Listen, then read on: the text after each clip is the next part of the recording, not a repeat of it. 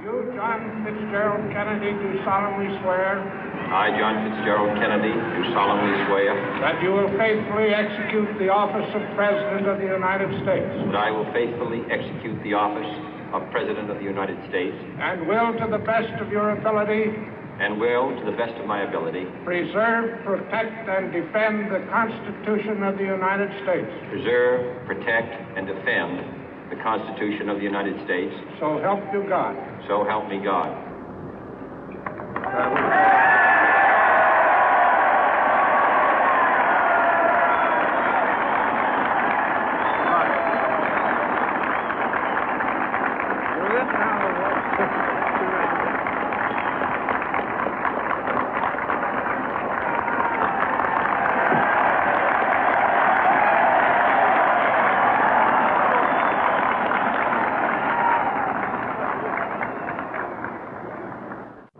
Vice President Johnson, Mr. Speaker, Mr. Chief Justice, President Eisenhower, Vice President Nixon, President Truman, Reverend clergy, fellow citizens.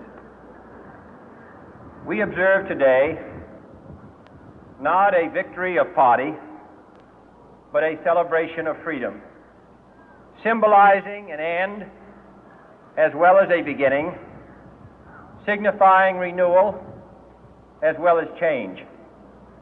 For I have sworn before you and Almighty God the same solemn oath our forebears prescribed nearly a century and 3/4 ago.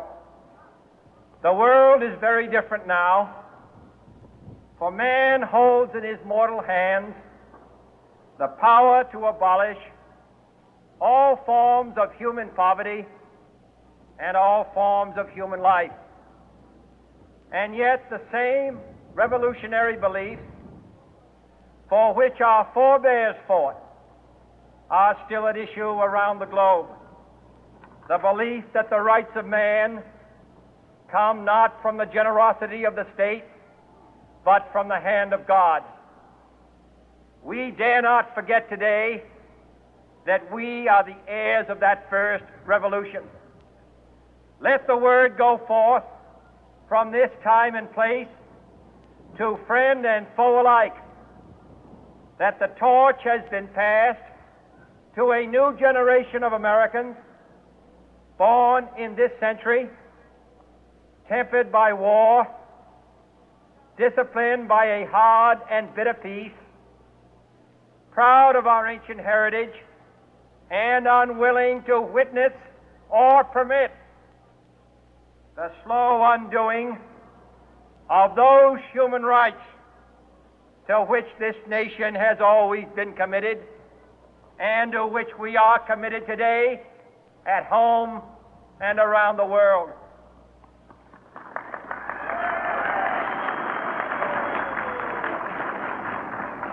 Let every nation know, whether it wishes us well or ill, that we shall pay any price, bear any burden, meet any hardship, support any friend, oppose any foe to assure the survival and the success of liberty.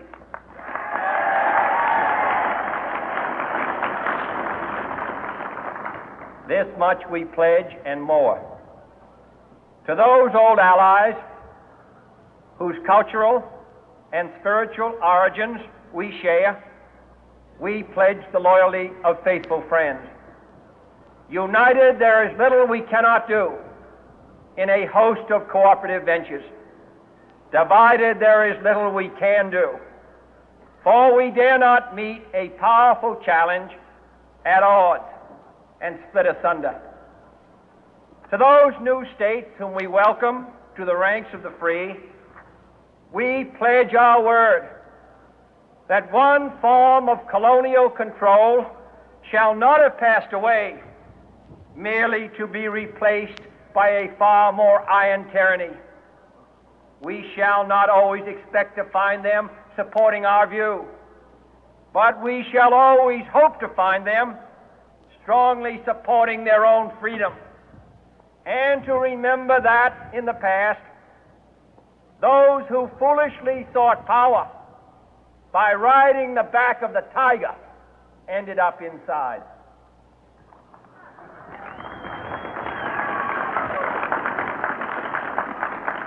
To those people in the huts and villages of half the globe struggling to break the bonds of mass misery, we pledge our best efforts to help them help themselves for whatever period is required, not because the communists may be doing it, not because we seek their votes, but because it is right.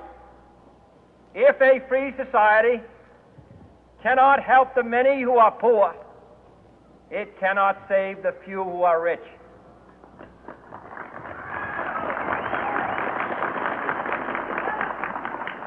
To our sister republics south of our border, we offer a special pledge to convert our good words into good deeds, in a new alliance for progress, to assist free men and free governments in casting off the chains of poverty.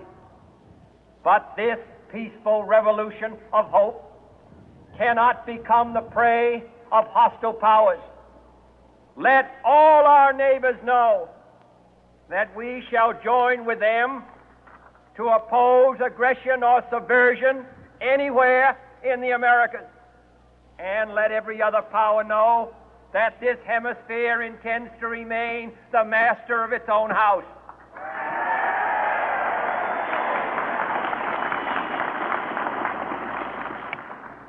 To that World Assembly of Sovereign States, the United Nations, our last best hope, in an age where the instruments of war have far outpaced the instruments of peace, we renew our pledge of support to prevent it from becoming merely a forum for invective, to strengthen its shield of the new and the weak, and to enlarge the area in which its writ may run.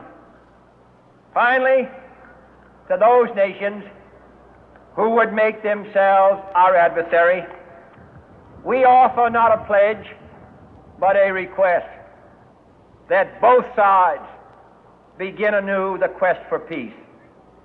Before the dark powers of destruction, unleashed by science, engulf all humanity in planned or accidental self-destruction, we dare not tempt them with weakness, for only when our arms are sufficient beyond doubt can we be certain beyond doubt that they will never be employed. But neither can two great and powerful groups of nations take comfort from our present course, both sides overburdened by the cost of modern weapons, both rightly alarmed by the steady spread of the deadly atom, yet both racing to alter that uncertain balance of terror that stays the hand of mankind's final war. So let us begin anew, remembering on both sides that civility is not a sign of weakness, and sincerity is always subject to proof. Let us never negotiate out of fear, but let us never fear to negotiate.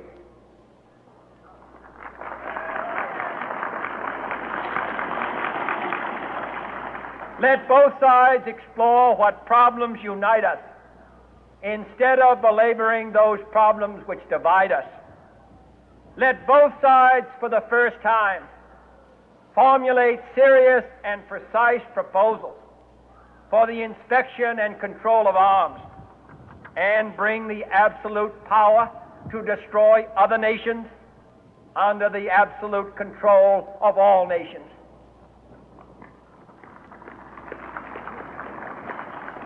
Let both sides seek to invoke the wonders of science instead of its terrors. Together, let us explore the stars, conquer the deserts, eradicate disease, tap the ocean depth, and encourage the arts and commerce. Let both sides unite to heed in all corners of the earth the command of Isaiah to undo the heavy burden and let the oppressed go free.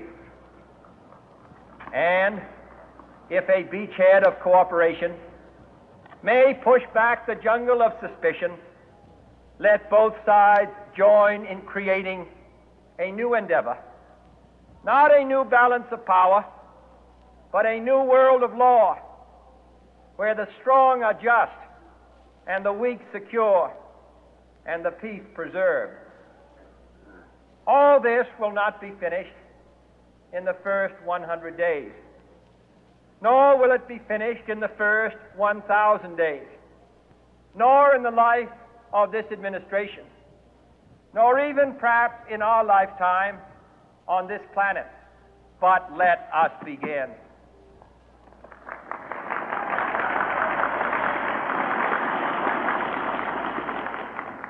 In your hands, my fellow citizens, more than mine, will rest the final success or failure of our course.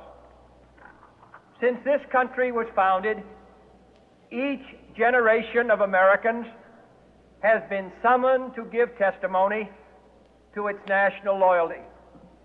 The graves of young Americans who answered the call to service surround the globe. Now the trumpet summons us again, not as a call to bear arms, though arms we need, not as a call to battle, though in battle we are, but a call to bear the burden of a long twilight struggle, year in and year out, rejoicing in hope, patient in tribulation, a struggle against the common enemies of man, tyranny, poverty, disease, and war itself. Can we forge against these enemies a grand and global alliance, north and south, east and west, that can assure a more fruitful life for all mankind? Will you join in that historic effort?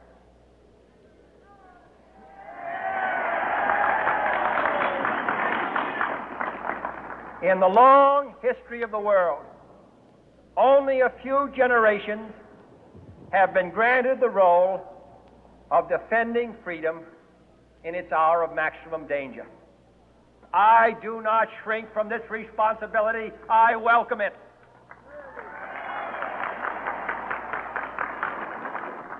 I do not believe that any of us would exchange places with any other people or any other generation.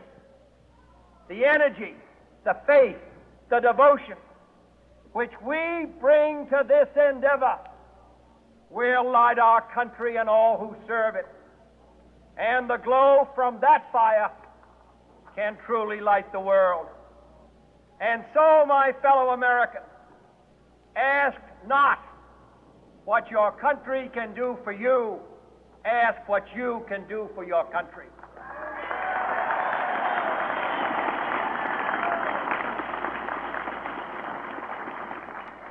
My fellow citizens of the world, ask not what America will do for you, but what together we can do for the freedom of man.